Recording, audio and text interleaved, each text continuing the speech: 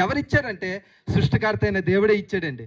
తల్లిదండ్రుల ప్రేమ ఎక్కడి నుండి వచ్చిందంటే సృష్టికర్త అయిన దేవుడే, దేవుని దగ్గర నుండి ఆ ప్రేమ వచ్చింది. అంటే మనిషిని పుట్టించేటప్పుడు తన ప్రేమను ఇచ్చి పంపించాడు, తన యథార్థతను ఇచ్చి పంపించాడు, తన పరిశుద్ధతను ఇచ్చి పంపించాడు, తన నీతిని ఇచ్చి పంపించాడు.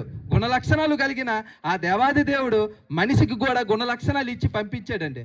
ఈ పంపించిన ఈ మనుషులమైన మనము ఆ గుణలక్షణాలను పోగొట్టుకొని దేవునికి వ్యతిరేకంగా బ్రతుకుతున్నాం, దేవునికి దూరంగా బ్రతుకుతున్నాం, దేవునికి ఇష్టం లేకుండా బ్రతుకుతున్నాం పాపము చేసి. ఏమండి, ఆలోచన చేయండి.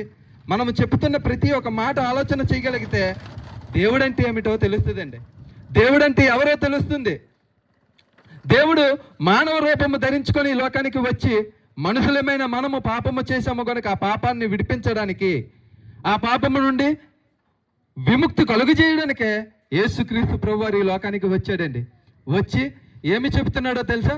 నా యందు పాపం ఉన్నదని మీలో ఎవరు స్థాపించును అంటే యేసుక్రీస్తు ప్రభువారు ఈ భూమి మీద బ్రతుకున్నప్పుడు సవాలు విసిరాడు. సవాలు విసిరిన ఏకైక దేవుడు యేసుక్రీస్తు ప్రభువారండి. యేసుక్రీస్తు ప్రభువారిలో పాపము లేదు, యేసుక్రీస్తు ప్రభువారిలో అనీతి లేదు, యేసుక్రీస్తు ప్రభువారిలో పరిశుద్ధత తప్పించి మరి ఏమీ లేదండి. ఎంత చక్కగా